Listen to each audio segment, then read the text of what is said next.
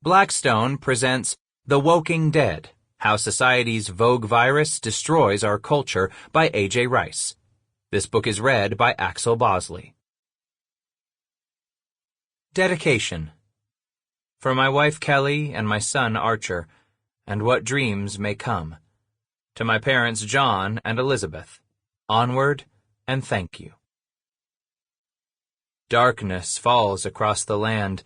The midnight hour is close at hand. Creatures crawl in search of blood to terrorize y'all's neighborhood. And whosoever shall be found without the soul for getting down must stand and face the hounds of hell and rot inside a corpse's shell. Vincent Price, 1983, from Michael Jackson's Thriller. Forward.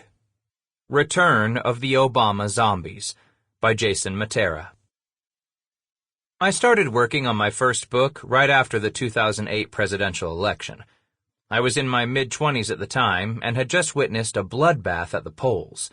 Among my peers, voters ages 18 to 29, prehistoric John McCain got absolutely annihilated by Barack Hussein Obama, or, as I called him, BHO. BHO did what other modern-day politicians could not do with any type of consistency: energize the highly coveted youth vote. Up until that point, the conventional wisdom surrounding younger voters was that, while their numbers were large, they were too fickle and distracted to play any meaningful role in an election outcome. So, politicians of both parties generally ignored them, or just paid them lip service every 4 years. But then, along came BHO, the first serious, half-black presidential candidate who, according to Joe Biden, was both clean and articulate. He not only energized young people, he mobilized them into an army of advocates, campaign volunteers, and most notably, first-time voters. As a result, BHO notched impressive victories in key swing states, including Florida, Virginia, North Carolina, and Indiana, among others.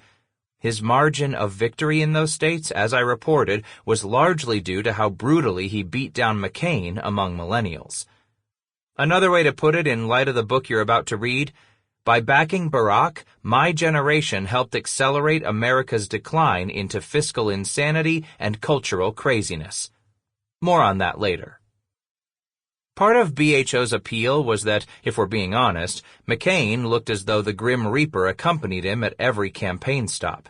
Young people thought to themselves, why should I vote for a guy who may croak at any moment? Sample complete. Ready to continue?